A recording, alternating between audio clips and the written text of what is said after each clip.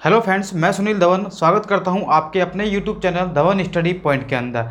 तो दोस्तों, इस चैनल पर आपको बिल्कुल जेन्युइन कंटेंट, आपको स्टडी मटेरियल, साथ में आपके कट ऑफ प्रेडिक्शन या फिर आपकी कोई भी आपका डीवी से रिलेटेड कोई भी आपका इश्यू हो तो आप मुझे डायरेक्टली इंस्टाग्राम पर मैसेज कर सकते हो या फिर आप लोग मुझे यहाँ पर भी कमेंट कर सकते हो।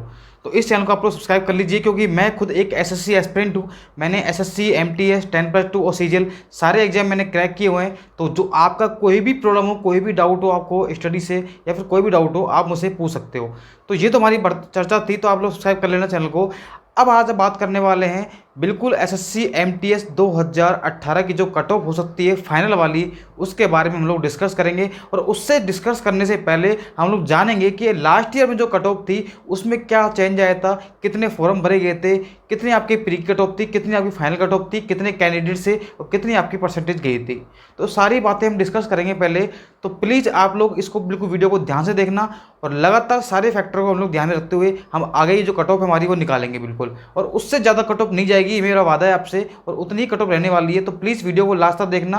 और वीडियो के लास्ट में आपसे बहुत ही एक इंपॉर्टेंट बात करने वाला हूँ, तो प्लीज़ वीडियो को लाइक जरूर करना। आप लोग वीडियो को लास्ट तक जरूर देखना। साथ में आप लोग, इतनी इंपॉर्टेंट बात है आप सभी के लिए, चाहे एमटीएस हो, चाहे 10+2 हो, चाहे सीजीएल वाले हो, सभी के लिए एक बहुत ही इंपॉर्टेंट बात है जो मैं आपके लिए अनाउंस करूँगा लास्ट में वीडियो के। तो देखिए, वीडियो को हम लोग शुरू करते हैं अब। तो हम बात करते हैं सबसे पहले 2017 के अंदर क्या क्या हुआ था। देखिए, 2017 के अंदर बात करते हैं, पेपर फर्स्ट का जो आपका रिजल्ट आया था वो आया था 5 नवंबर को, और सेकंड का जो फाइनल रिजल्ट आया था वो आया था 31 अक्टूबर को। ठीक है दोस्तों, अब बात करते हैं 17 के अंदर जो फॉर्म आपके अप्लाई हुए थे वो कितने हुए थे? 70 लाख। 70 लाख लोगों ने एमटीएस का फॉर्म अप्लाई किया था। समझ रहे हो आप लोग भैया कितने बेरोजगार हैं यहाँ पर? देखिए आप लोग, एमटीएस के लिए, यानी कि जितना छोटा एग्जाम उतने ही ज़्यादा कॉम्पिटिशन लेवल। ये बात आप लोग ध्यान रखना, सारे फैक्टर हम लोग इंक्लूड करेंगे इसके अंदर। उसके बाद देखिए, एग्जाम अटेंडेंस कितनी है पर 20 लाख। 70 लाख से 20 लाख आ गए। बताइए ऐसा क्यों होता है? पता है आपको? ऐसा इसलिए होता है क्योंकि फॉर्म तो हर कोई लगा देता है, लेकिन जब बात आती है एग्जाम देने की भी सोचते हैं क्या मैं एमटीएस लगूंगा। फिर थोड़ा सा अपना ईगो हट हो जाता है कि क्या मैं एमटीएस की जॉब लगूंगा, क्योंकि उसके बीच में आपके 10+2 के सीजीएल के एग्जाम भी हो जाते हैं। तो उसको देखकर उसे लगता है कि नहीं, मैं एमटीएस के लायक नहीं हूँ, मुझे सीजीएल या 10+2 देना है मुझे। तो इसलिए काफ़ी सारे स्टूडेंट जो है वो एग्जाम देने नहीं जाते। मात्र 20 लाख ही क्या होते, अपीयर हुए थे। अब बात करते हैं candidates call for tyre second के लिए, यानी कि प्री में कितने क्वालिफाई थे जो आपको सेकंड टायर के लिए बुलाए गए थे। तो देखिए, 1,62,183 लोग ऐसे थे जो प्री जिन्होंने पास किया था, जिन्होंने प्री क्या किया था, पास किया था। पेपर फर्स्ट जो है वो पास किया था। ठीक है, अब पेपर 2 जो हुआ था वो आप सभी को पता है कितना घपला हुआ था उसके अंदर।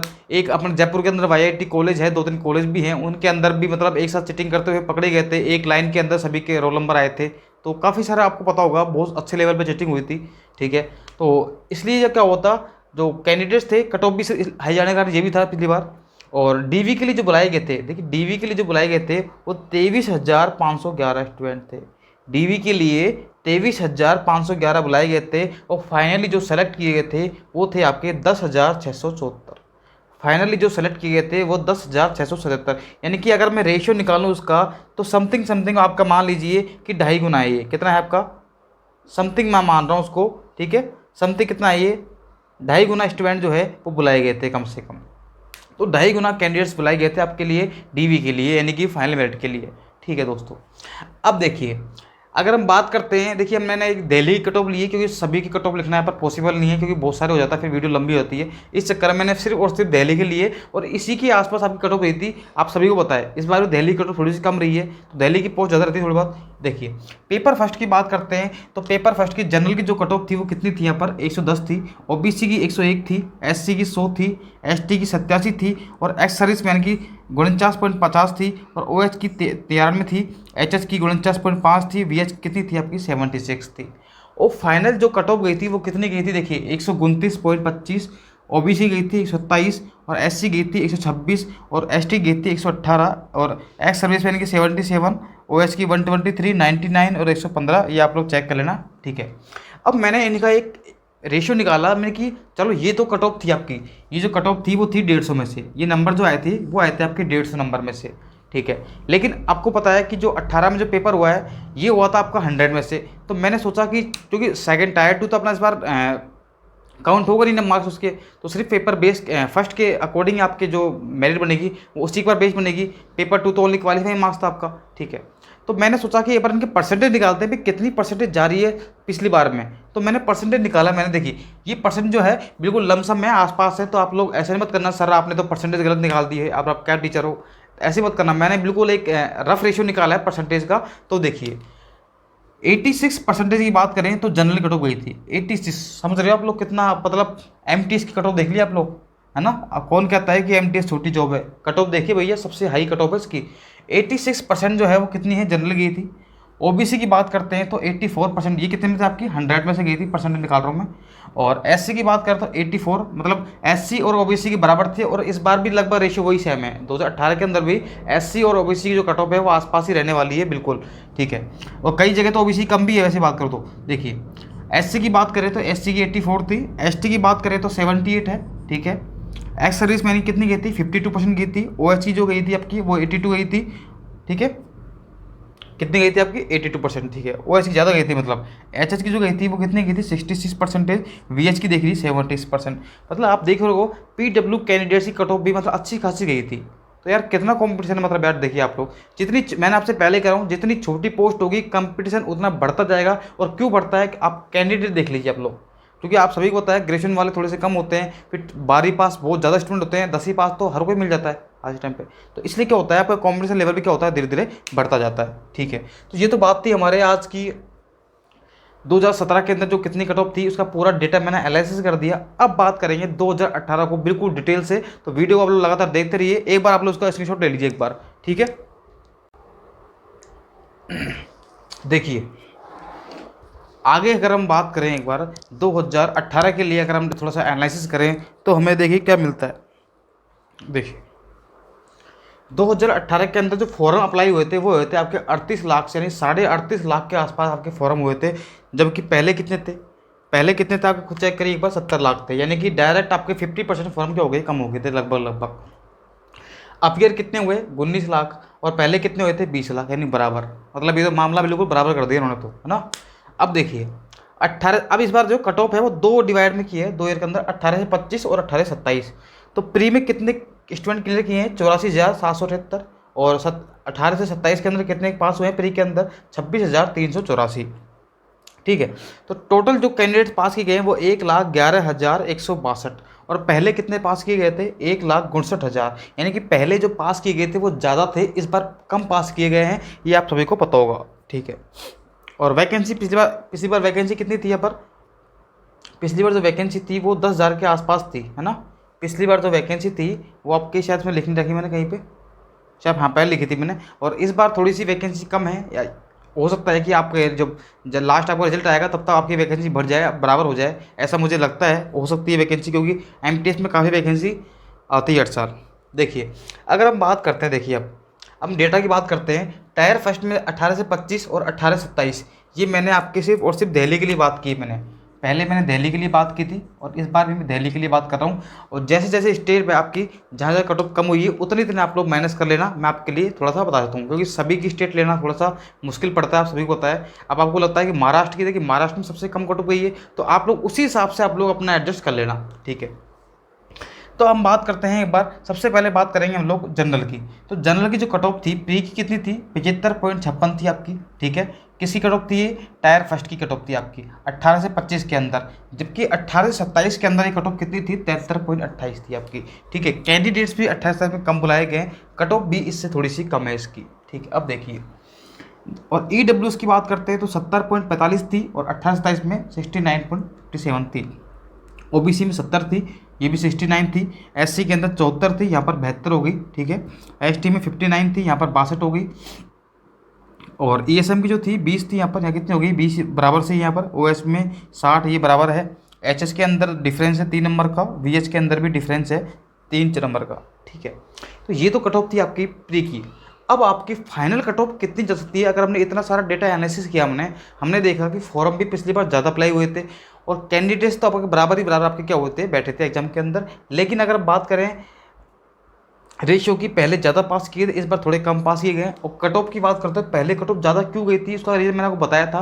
पहले जो आपका सेकंड पेपर था उसको कंसीडर नहीं किया गया था एक तरह से। आप चेक करना एक बार, उसको कंसीडर सिर्फ आपका एग्जाम लिया गया था, लेकिन आपका जो रिजल्ट जो है वो आपको जो प्री एग्जाम था उसके बेस पर आपका निकाल दिया गया था। ठीक है, काफ़ी स्टूडेंट तो ऐसे थे पिछली बार जिन्होंने एग्जाम दिया ही नहीं और वो भी पास हो गए थे। बताइए इस बार क्या होगा। कुछ स्टूडेंट तो टायर 2 में भी फेल होते हैं, ऐसा ऐसा नहीं है कि आपको टायर 2 में फेल नहीं होते हैं, काफ़ी स्टूडेंट टायर 2 में फेल होते हैं। ठीक है, तो छोटी मोटी गलतियों के कारण फेल होते हैं, तो इस बार टायर 2 में फेल होंगे, तो इसलिए थोड़ी सी कट ऑफ का हो सकती है, इस बार कम हो सकती है। चिटिंग लेवल पहले से थोड़ा इस बार कम भी रहा है आपका। ठीक है, अब देखिए तो कट ऑफ आपकी फाइनल कितनी रह सकती है, मैं आपको एक बार थोड़ा सा हिंट देता हूँ एक बार। अगर बात करते हैं हम 18 से 25 के अंदर, तो कम से कम मान के चलिए अगर आपको कोई पोस्ट चाहिए, कोई भी अगर आपको दिल्ली में कहीं पोस्ट चाहिए, तो आपकी जो कट ऑफ है वो कितनी जा सकती है, आपकी जा सकती है समथिंग 80 के आसपास। 80 के आसपास अगर आपके मार्क्स बन रहे हैं, 80 के आसपास अगर जनरल में आपके मार्क्स बन रहे हैं, तो आराम से आपको जो है एक काम करो, उसको 82 कर लो आप लोग, है ना। 80 से 82 कर लीजिए आप लोग, ठीक है, ताकि कोई दिक्कत नहीं रही आपको। ओबीसी की अगर हम बात करें, एक बार ईडब्ल्यूएस की बात कर लेते हैं, तो ईडब्ल्यूएस की बात करते हैं तो कम से कम आपके 77 से 80 के आसपास अगर आपके मार्क्स बन रहे हैं तो आपका आराम से हो जाएगा। और ओबीसी में बात करते हैं, तो ओबीसी के अंदर हम बात करें, अगर आपके मार्क्स जो हैं वो मार्क्स अगर आपके 76 से 80 के आसपास, 78 कर लो एक काम करो उसको, और 80 के आसपास बन रहे हैं, तो आपका इजीली आपका सिलेक्शन हो जाएगा, दिल्ली आपको मिल जाएगा। एससी की बात करें, अब आप खुद ही चेक करो, एससी की यहाँ पर जो कट ऑफ है वो क्या है, थोड़ी सी ज़्यादा है, यहाँ पर क्या है, ज़्यादा है। ठीक है, तो एक मिनट वेट करो एक बार, यहाँ पर ये आपकी 76 मान लो वो, और उसको 78 मान लो, इतना ही डिफरेंस आएगा, ज़्यादा नहीं आएगा। एससी की बात करते हैं, तो एससी में जो डिफरेंस आएगा वो आ सकता है आपका 78